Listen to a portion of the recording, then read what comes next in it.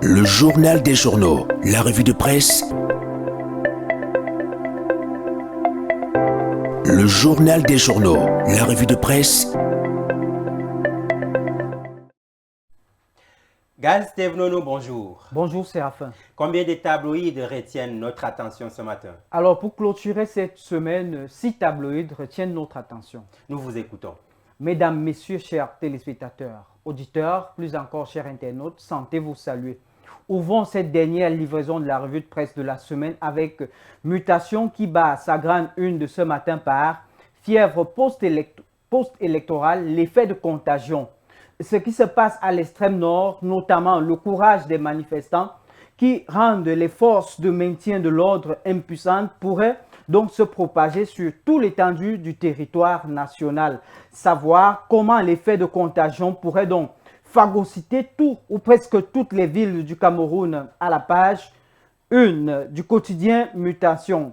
En petite une, à gauche du même journal, ce toujours en rapport avec la présidentielle 2025, lire comment la guerre psychologique et médiatique se passe à la page 9.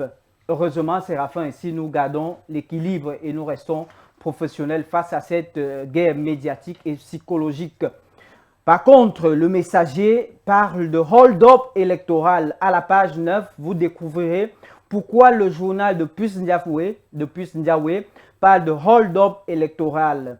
Ça, vous le savez déjà, mais Cameroun Tribune a choisi de barrer sa grande une en début de ce dernier week-end avant la proclamation des élections ou alors des résultats des élections du 12 octobre dernier par résultat de la présidentielle vivement lundi, comme pour dire que c'est clair, c'est vrai et c'est net. Lundi prochain, ce sera la proclamation des résultats.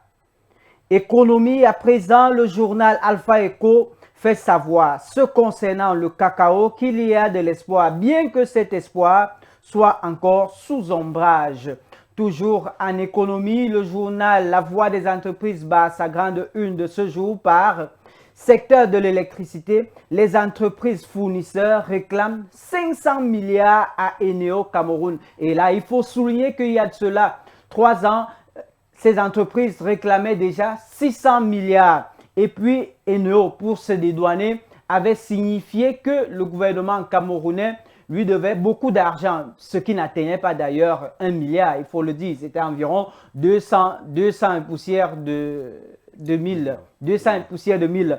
Et Eneo soulignait par la même occasion que les départements ministériels ne payaient pas de l'énergie et ils brûlaient de l'énergie dans les départements ministériels sans payer les factures. Et il nous faisait savoir déjà que de ce côté, même si c'est à minuit, vous verrez la lumière dans les départements ministériels, rien n'est éteint, la lumière passe et pourtant le gouvernement camerounais ne paye pas les factures. Et puis Eneo avait donc décidé de faire un chantage médiatique au gouvernement camerounais en passant par la presse française. Et face à cet état de choses, le gouvernement français avait décidé donc de riposter. Là, on parle du journal La Riposte.